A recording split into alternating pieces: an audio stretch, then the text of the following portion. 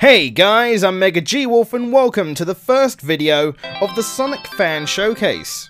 Today I'm showing off a fan game that has been recommended to me so many times I lost count. Sonic Before the Sequel. It also seems that people are a bit confused. People have often asked me to review the hack Sonic Before the Sequel. I've told them it's not a hack, it's a fan game. What's the difference, you may ask? Well, hacking a Sonic game is when they have taken the original code, say the ROM of Sonic 1, and then edited the code and shaped it into something different.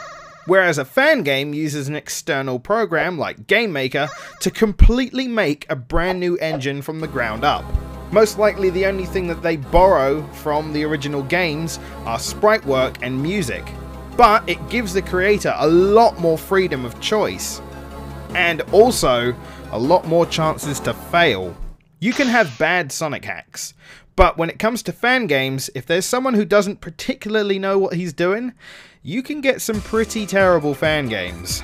And we'll be covering them all here in the Sonic Fan Showcase, but today I'm glad to bring you a very highly recommended fan game, which is actually really good. Have I said the words fan game enough for you? This game in particular, if you were paying attention to the cutscene as I was rambling on, is based around the time between Sonic 1 and Sonic 2. As it says, it's Sonic Before the Sequel.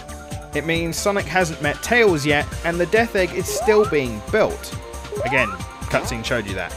There's never any dialogue nor text boxes, all it does is it gives you the story in these interesting yet short little cutscenes where you just see things happening. Which is probably for the best. Thankfully, not many people are trying their own fan stories when it comes to these.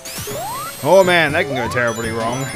But they keep it simple and it works very well for the game's style. Now let's go over the most important part of any fan creation, the feeling of the game. Now one of the main issues with trying to make a game like this based around a popular original is getting the feeling of the running and the jumping and the overall gameplay of Sonic the Hedgehog. You have to get the physics right, and that's a very annoying word. Especially in the Sonic universe, that gets thrown around everywhere. Physics. And thankfully this game pretty much hits it on the head. I mean, it's not completely perfect, but it's as close as it's going to get, really. One of the key things about the physics in fan games is that it doesn't necessarily have to feel exactly like Sonic. For example, in this game, things can feel a little bit floaty, but the real hurdle you have to jump over is if it feels like the physics are holding you back. And what also aids in this is the overall level layout. Now, Before the Sequel's level layout is made for high-speed running sections, and it really shows. And the nice thing is it doesn't throw in spikes to suddenly stop your progress. It throws you in curves and loops and interesting stopping points, usually rocks. And then after it has these long, winding running sections, it will have a nice little platformy section where if you do mess up, you could either get hurt or die in some cases. And the first few levels are actually quite nice when it comes to the running section, but then as you progress, it starts to get a little bit more dangerous, a little bit more platform heavy, and you have to start thinking a little bit more about where you're jumping and where you're going. So it's got good pacing to the levels as well, which helps. It also throws in some interesting game elements, and by that I mean gimmicks, in the later stages, and you do actually swap between using Sonic and Tails. Although they haven't met yet, doesn't mean that he doesn't exist.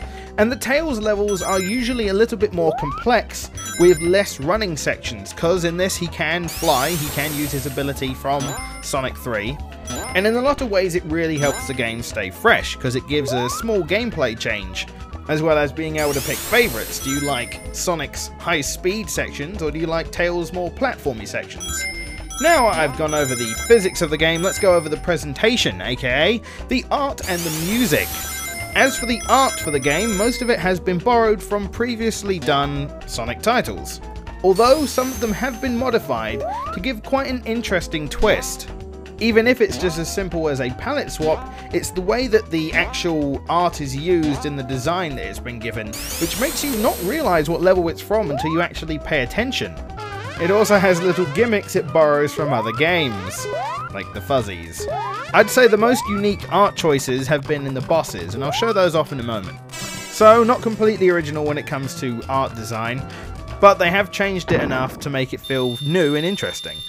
Now when it comes to music, it's tracks we've all heard before, although it seems that the person who made this very much favours Kirby music.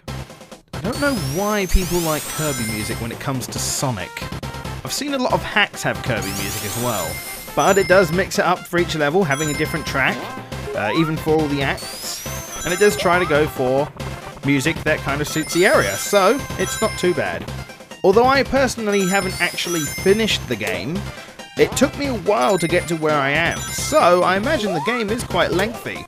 And it does have a nice difficulty curve, although some gimmicks in later levels are a bit questionable and you might dislike one or two things. I know I did. Especially fighting some of those bosses. They're original and different, but goddamn. Special stages are quite a unique thing. Taking the music from Sonic 3D, so I'm already liking that. But you basically just go through a tube collecting rings, and then at the end you get an emerald. I don't actually know if any of the later ones give any challenge by giving ways to die, because I generally miss the ring, because the special stage rings are only available at the end of the third act. And in a lot of ways that almost tells you that there's a guaranteed 7 different levels in this game. But it is new and interesting, so that is a bonus. Now, as I said before, one of the things that has been changed are bosses. And it's not always for the better, I'll admit. There's this one boss that you're going over like a city, and you have to time something, and it's really dumb. But in general, having the different themes and different ideas for these bosses are pretty cool.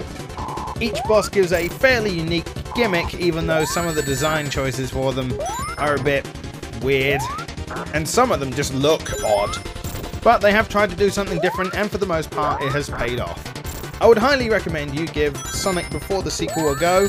It's actually very enjoyable to play, even if the window can be a bit small, so you might have to lower your resolution or something perhaps. But this has been the first of the Sonic Fan Showcase. Do tell me what you think, and do tell me if you have any fan games to recommend. God knows there might be plenty of stuff out there that I've missed, and it would be great if you could point out what you think is a good fan game, or hell, what you think is a bad fan game.